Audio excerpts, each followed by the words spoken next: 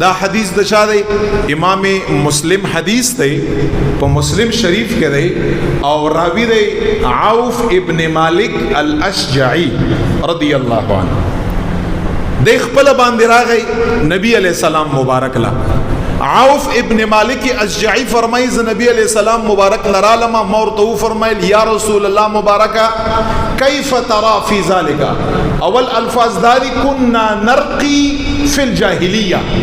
یا رسول الله مبارک مونږ په زمانه د جاهلیت کې چې یا ایمان نو راوړی. یا رسول الله مبارک تاسو یا نوې راغلی په زمانه جاهلیت کې با مونږ بدم کاو. كنا نرقی فی الجاهلیه. په عربی کې دم ته ویل کېږي رقا او تعویذ ته ویل کېږي تمیمه. تمیمه دا تعویذ ته ویل کېږي په حدیث کې. نو كنا نرقی فی الجاهلیه.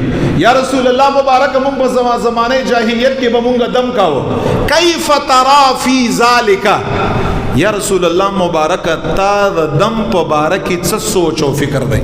وګوره مفتی اعظم نه، مفتی اعظم چې د ټولو انبیاء او رسولانو اولو العزم او علما او اتقیا او ازکیا او نجبا او قطبا او غوثان او اوتاد د ټولو مفتی اعظم دی علیهم السلام. هغه نه تپوس کا یا رسول الله کیف ترى فی ذلک. تڅوای چې دا دم مونږ کاوه دا ټیک دی کنه؟ نو حضور مبارک خود نداسی ورته ویلی ډایرکټ چې او څورته اعرضوا علی رقاکم. اے عوف ابن مالک ازجعی دا کوم دم بچتا په زمانه جاهلیت کې کاول خو راته وایا کنه چې څه وی دا سی خو ماته پته نه لګي. اعرضوا علی رقاکم وایا هغه دم ماته چې کوم یو دم بتا په هغه زمانه کې وی. د مبارک فرمایي چې زور ته شروع شم هغه دم ما ورته وی. بس نبی علیہ السلام مبارک را تخلاص کړه.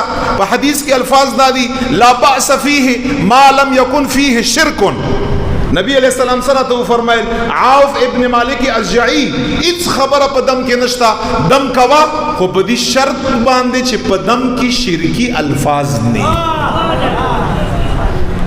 دا فتوا د چا ده؟ دا د مفتی اعظم علیه السلام حضرت رسول الله مبارک حبیب الله مبارک صلی الله علیه وسلم فتوا ده. سیرته فرمایل لا باس فيه، لا باس فی الرقا ما لم یکن فیه شرک.